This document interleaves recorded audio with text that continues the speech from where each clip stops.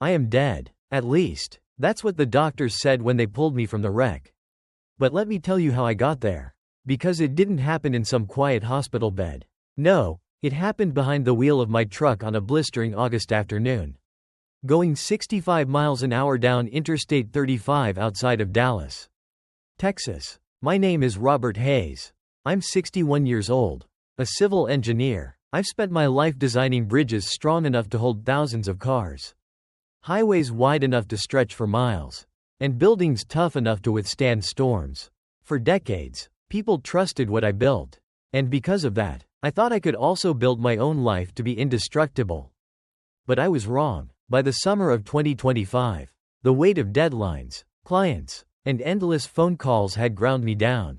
I lived on black coffee and fast food, often skipping sleep altogether. My wife, Linda, begged me to slow down. My kids told me, "Dad, you're pushing too hard." But I shrugged them off. I was stubborn. I thought, I'm fine. I can handle it. That day in late August, the Texas sun blazed hot enough to melt the asphalt. I remember gripping the steering wheel, sweat soaking through my shirt. Suddenly, a stabbing pain pierced the side of my head. My vision went fuzzy. The red brake lights ahead smeared together like blood on glass. My hands trembled so badly I could barely keep the truck in its lane. And then it happened. A high-pitched screech of tires. A violent jolt. Metal folding like paper. My body slammed forward, ribs cracking against the seatbelt. The sound of shattering glass filled my ears like 1,000 church bells exploding at once. Then, silence. I thought the world had stopped. No cars, no horns, no screaming, just darkness pressing in on me. Thick and heavy. I tried to breathe, but nothing came. For a terrifying moment, I was certain, I'm gone. This is it. But that's when something impossible happened. Out of the blackness, a soft light appeared, faint at first, then growing brighter until it surrounded me completely. I wasn't in pain anymore. I wasn't even in my body. I floated, weightless, like all the burdens of work and stress had finally snapped off my shoulders. And ahead of me stretched a tunnel of pure, blinding light. It pulled me forward faster than any jet I'd ever seen. I didn't feel fear. I didn't even have time to think. I was being carried somewhere. And deep inside, I knew. This wasn't random. This was the beginning of something far bigger than me. That's how I crossed from life into death. That's how I came face to face with a truth no textbook, no engineering formula, no government plan could prepare me for. And if you're listening, you need to hear this. Because what I saw next will shake everything you believe about the world we live in. The light pulled me faster than any roller coaster I had ever ridden. My stomach didn't lurch the way it does on steep drops. Instead, I felt strangely calm, almost weightless, as if gravity had lost its grip on me. The tunnel stretched endlessly, walls shimmering with colors I can't quite describe, something between gold and pearl. Alive with movement, as if the very air were breathing. I could hear a faint hum, low and steady, like the sound of 1,000 church organs in the distance. It wasn't frightening, it was magnetic. Suddenly, I wasn't alone. A presence filled the tunnel, vast yet intimate. And then I saw him. Standing at the far end was Jesus Christ. His face was both familiar and beyond description. His eyes were like fire. But not the kind that burns, it was a fire that sees through you. Right down to your soul. Robert, he said. He knew my name. His voice wasn't sound, it was vibration. Thunder that echoed inside my chest, shaking me deeper than any earthquake. You've been chosen to see what is coming. You must warn them. My knees buckled. Even without a body, I felt them tremble. I wanted to look away, ashamed of the pride and arrogance that had filled my life. But his gaze held me still. It wasn't harsh, it was love. Fierce and undeniable. I thought about the life I'd lived, the bridges I'd built, the highways I'd designed, the long nights chasing deadlines while ignoring Linda's pleas to rest. None of it mattered now. In front of him, my accomplishments felt like dust. Then he reached out his hand and touched my forehead. Warmth surged through me, not like heat, but like waves of energy. Memories flashed. My children laughing in our backyard. My mother's hands folding laundry. Moments I'd taken for granted. Then came visions I couldn't explain. The earth appeared below me, spinning like a marble suspended in space. At first, it looked beautiful, the oceans glistened. The forest spread deep and green. But then, I saw it change. The colors dulled. Bruises of black and purple spreading across the globe. Clouds twisted into violent storms. Lightning tearing the sky apart. My heart ached watching it. I tried to reason it out. My engineer's mind scrambling for answers. Climate change.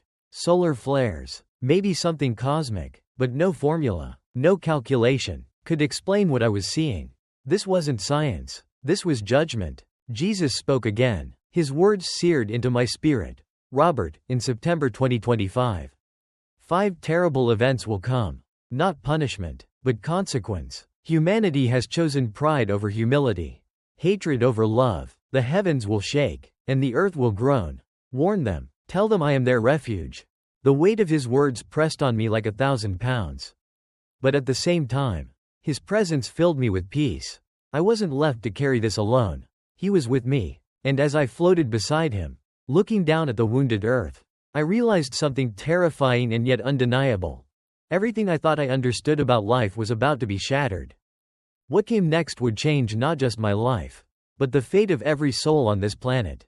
The moment Jesus lifted his hand from my forehead, the earth below changed again. I floated beside him, weightless, but what I saw made my chest tighten as though someone had pressed 1,000 pounds onto me. The sky, once a calm blue, darkened into a deep, furious red, not like a sunset you'd admire with a glass of iced tea on the porch, but a blood-soaked canvas stretched across the heavens. I could almost smell the heat, a dry metallic tang, like iron left too long in the sun. Then came the streaks of color, green and purple veins twisting through the crimson sky, flashing like lightning that had lost its mind. They didn't flicker for seconds, they tore the sky open, leaving jagged wounds that pulsed with strange light. The hum around me grew louder, almost like a train roaring through a tunnel, except it came from everywhere at once. And then the fireballs appeared. At first, I thought they were shooting stars. But they didn't burn out. They grew brighter, hotter, until they slammed into the earth. They didn't target New York or Los Angeles like the movies loved to show. No, these fiery rocks hit ordinary places. Small towns, rural highways, quiet farmhouses, places like the backroads of Texas where I grew up. I could hear it, the boom of impact rattling through the ground. The screams of families running barefoot through fields. Dogs barking wildly in terror. Simple wooden barns exploded into flames. The ground shook, sending dust clouds swirling into the air. And then came the moon. It swelled in the night sky, so large it looked like it was pressing down on the earth itself. Its glow turned a deep, bloody red, bathing towns and cities in a light that felt more like judgment than beauty. I saw faces lifted toward it, eyes wide with dread. Children hid under blankets, but there was no escape from that glow. The damage spread quickly. Satellites began to fall like dying birds, leaving trails of sparks across the atmosphere. Power grids flickered, then failed. One by one, entire regions went dark. The internet collapsed. Phones went dead. Radios spat static. Then silence. I, the engineer who once trusted in technology, stood helpless. Everything I had believed was reliable, our power, our connections, our control, crumbled like sand slipping through my fingers. Jesus spoke again, his voice steady over the chaos. The heavens will speak. What they call natural will turn supernatural. The sky itself will testify against their pride. I wanted to argue, to explain it away with science, solar storms, meteor showers, magnetic fields, but deep inside, I knew, this wasn't science. This was a warning. Below me, I saw scientists scrambling in labs, leaders on television urging calm. Their words fell flat, like paper shields against a hurricane. People ran through the streets, clutching children, hoarding candles and bottled water. Fear spread faster than fire. And in that moment, I understood. The sky was no longer a backdrop for weather reports. It had become a living witness, declaring the beginning of judgment. As the sky burned red and fireballs rained down, Jesus shifted my vision closer to the earth. I no longer saw it from space. I was hovering above cities I once admired, Chicago, Los Angeles, even my own Dallas. What I witnessed tore me apart. Skyscrapers that once stood as symbols of progress shook violently. Roads cracked. Bridges I could have designed collapsed like toys. At first, I thought it was the meteors. But then I realized something worse was happening. People themselves were breaking apart. Nations that once claimed to be unshakable began to unravel. Governments collapsed, not from foreign invasion, but from within. I saw leaders shouting in parliaments and Congress halls, their words turning to chaos as fists flew and order disintegrated. Trust evaporated. Laws became meaningless paper. Crowds filled the streets. Some carried flags. Others carried weapons. Neighbors turned on neighbors, hurling accusations. Driven by fear and hunger. Police vanished. Military units split, some siding with rebels, others protecting only themselves. The sound of gunfire replaced the hum of daily life.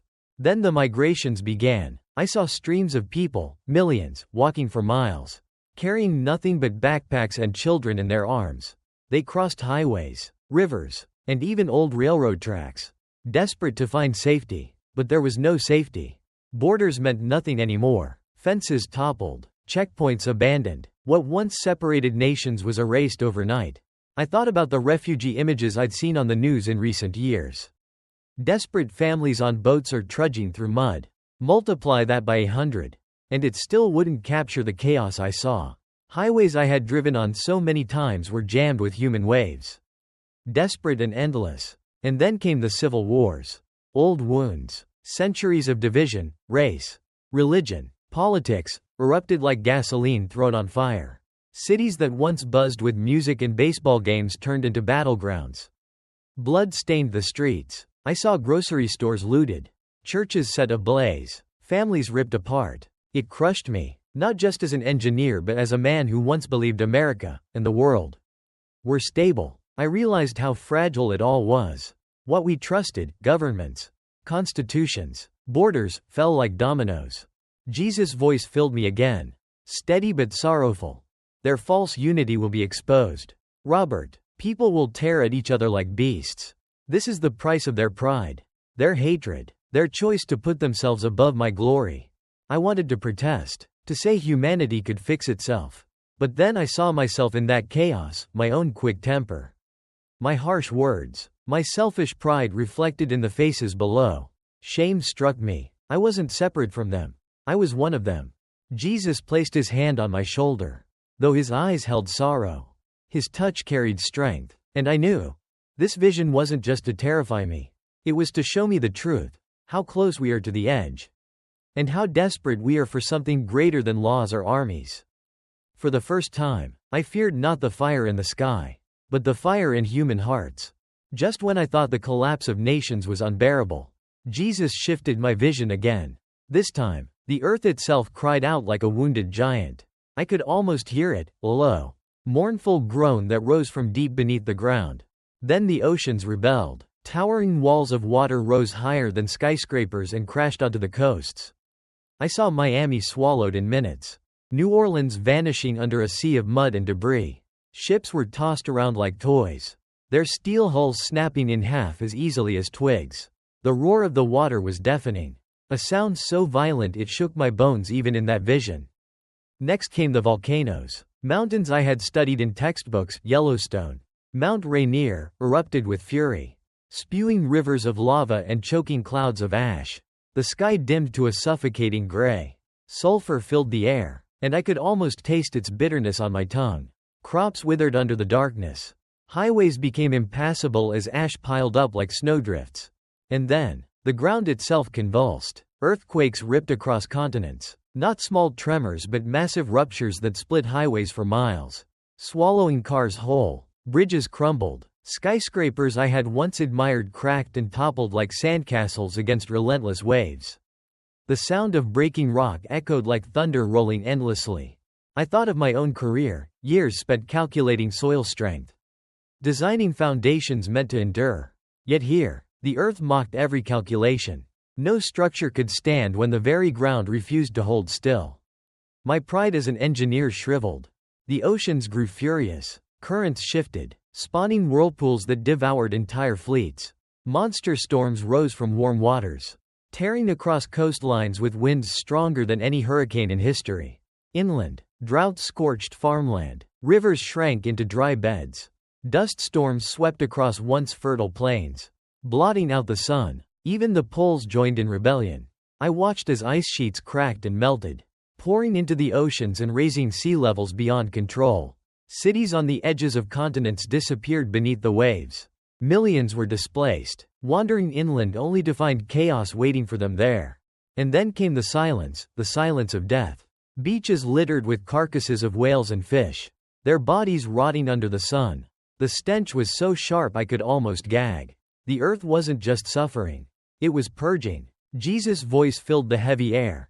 The earth will groan under the weight of humanity's sin. It will cleanse itself with fire and tears. What mankind built in pride will be buried. These are the birth pains before renewal. Birth pains. The word struck me. Amid all this devastation, it wasn't the final destruction, it was preparation. Like the deep ache before new life arrives. A strange flicker of hope sparked inside me. If these were birth pains, then what was coming wasn't just ruin, but rebirth. Still, I trembled. For the first time, I realized the planet we call home could turn against us. Not because it wanted revenge, but because it was part of God's greater plan.